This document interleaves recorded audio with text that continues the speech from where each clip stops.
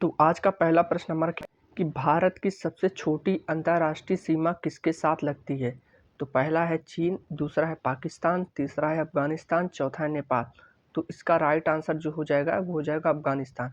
जो भारत की सीमा लगती है, सबसे छोटी बॉर्डर जो लगता है अफगानिस्तान से लगता है। और टोटल कितना लंबाई 106 किलोमीटर।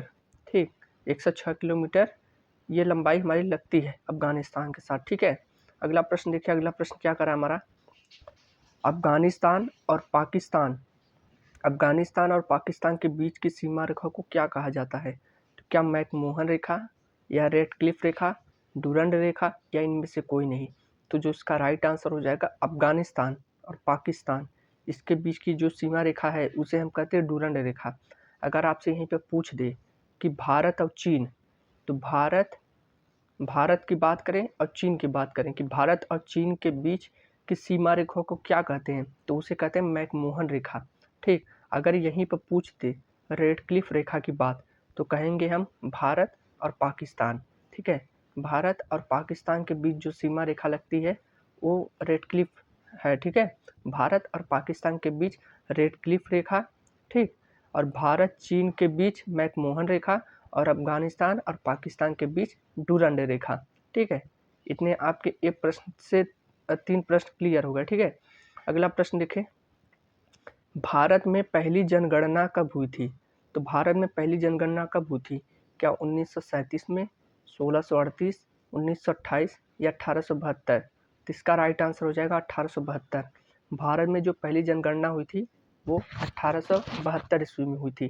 ठीक है, अगले प्रश्न की तरफ चलते हैं। क्या करा अगला प्रश्न, विश्व जनसंख्या दिवस कब मनाया जाता है। तो विश्व जनसंख्या दिवस क्या 11 जुलाई या 6 सितंबर, 3 जनवरी या 5 मार्च। तो इसका राइट आंसर हो जाएगा 11 जुलाई। 11 जुलाई को विश्व जनसंख्या दिवस मनाया जाता है। ठीक है, अगला प्रश्न देखिए, ये सभी प्रश्न पूछे जा चुके हैं। भारत की सबसे लंबी नदी कौन सी है। ठीक है, तो भारत की सबसे लंबी नदी की बात करें तो क्या ब्रह्मपुत्र है या गंगा है या यमुना है या सरयू है। तो भारत की सबसे लंबी नदी की बात करें तो गंगा है।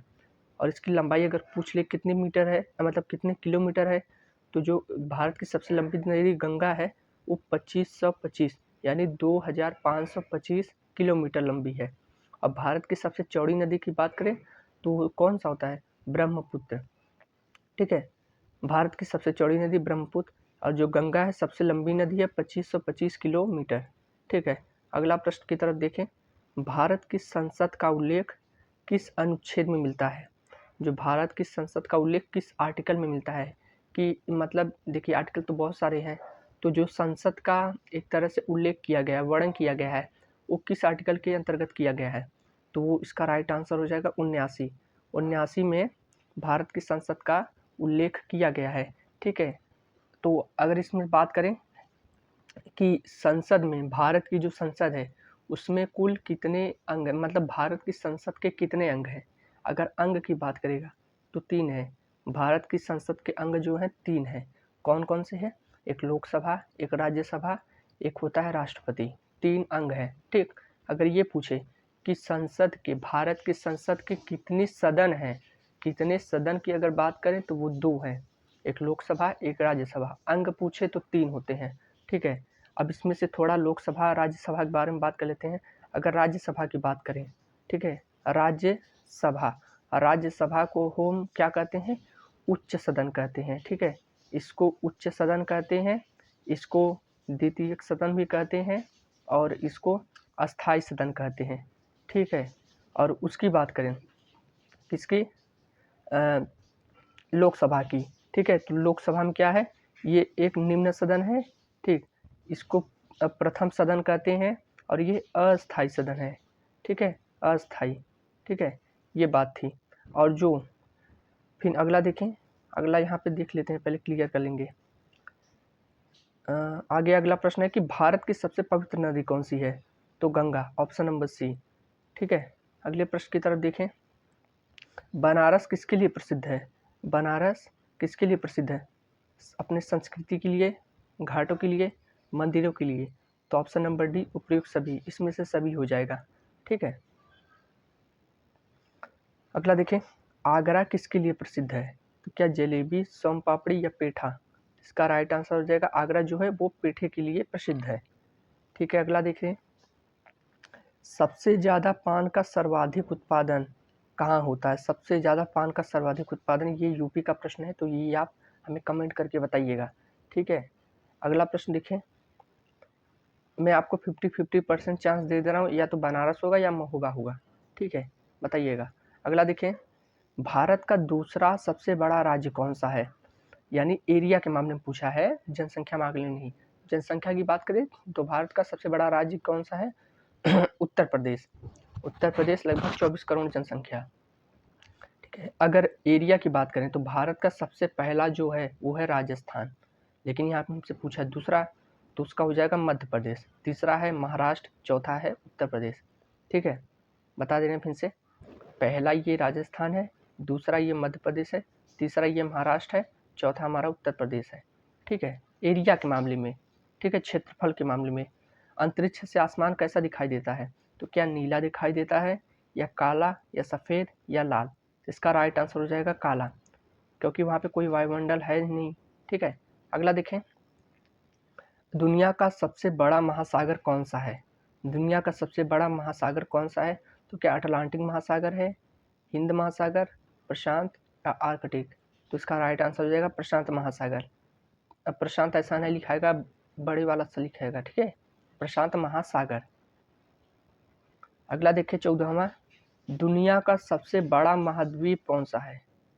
ठीक है, तो क्या यूरोप है, या एशिया है, या दक्षिण अमेरिका, या उत्तरी अमेरिका? तो इसका राइट आंसर हो जाएगा एशिया। दुनिया का सबसे बड़ा महाद्वीप एशिया महाद्वीप है। अगर ये पूछे भारत कौन से महाद्वीप में आता है, तो आप कहेंगे एशिया महाद्वीप। और एशिया महाद्वीप में टोटल कितने देश हैं? तो वो टोटल 48 देश हैं। ठीक है, 48 देश हैं जिसमें एशिया, ठीक है, एशिया में टोटल 48 देश हैं। अगला देखें, हाँ, अगर ये पूछा गया है, ये तो महाद्वीप की बात की गई है, अगर यहाँ पे बस महा हटा दिया जाए, अगर यहाँ पे पूछा जाए दुनिया का सबसे बड़ा द्वीप कौन सा है, तो वो है ग्रीनलैंड। ग्रीनलैंड दुनिया का सबसे बड़ा द्वीप है, और ये है महाद्वीप। महाद्वीप एशिया हो जाएगा, और केवल द्वीप की बात करेंगे दुनिया का सबसे बड़ा, तो हो जाएगा ग्रीनलैंड। ठीक है, अगला देखें, उसका तो नाम ग्रीनलैंड है, मतलब ग्रीन से एक मतलब है हरा, लेकिन वहाँ पे बर्फ है सबसे ज़्यादा, उल्टा है मतलब एक तरह से बोले तो। नालंदा विश्वविद्यालय कहाँ स्थित है? तो क्या बिहार में है, या उत्तर प्रदेश, या राजस्थान, या मणिपुर? तो इसका राइट आंसर हो जाएगा बिहार। और इसको ध्वस्त किसने किया था? बख्तियार खिलजी। खिलजी ने इसको ध्वस्त किया था। ठीक है, वहाँ पे कई लाख किताबें जला दी गई थी, कई महीनों तक, लगभग 6 महीनों तक जली थी। एशिया महाद्वीप में कुल कितने देश आते हैं? आपको पहले बता दिया, 48 देश। ठीक है, फिर अगला, बौने ग्रह में किसे शामिल किया गया है? तो बौने ग्रह की बात करें तो क्या बुध को नहीं, ये तो ग्रह की श्रेणी में है, वरुण को नहीं, पृथ्वी को भी नहीं, तो इसका राइट आंसर हो जाएगा प्लूटो को। बौने ग्रह में प्लूटो को शामिल किया गया है, क्योंकि ये जो ग्रह की मतलब वो एक तरह से बोलें कि जो ग्रह की एक तरह से शर्तें होती थी वो इसको फॉलो नहीं करता था। वो कभी दूसरे मतलब कक्षा में चला जाता था, दूसरे ग्रह का चक्का लगाने लगता था, पर्टिकुलर नहीं लगाता था। ठीक है, और इसे कब ग्रह की श्रेणी से बाहर निकाला गया था? 2006। 2006 कहाँ? प्राग। प्राग एक है जगह जो चेक गणराज्य की राजधानी है। प्राग कौन सी है? चेक गणराज्य की राजधानी है। 2006 जिसमें इसको निकाला गया था ग्रह की श्रेणी से। ठीक है, अगला देखें, पृथ्वी की बहन किसे कहा जाता है? क्या मंगल को, या शुक्र को, या शनि को, या वरुण को? तो पृथ्वी की बहन शुक्र को कहा जाता है। ऑप्शन नंबर 20 प्रश्न का सही जवाब होगा। ठीक है, प्लूटो को ग्रह की श्रेणी से कब बाहर निकाला गया था? तो इसका राइट आंसर मैंने आपको बताया 2006। 2006 में इसको बाहर निकाला गया था। ठीक है, प्लूटो को। अगला देखें, प्राग किसकी राजधानी है? तो प्राग क्या अमेरिका की है, या चेक गणराज्य की? अभी बताना, चेक गणराज्य की 2006 में।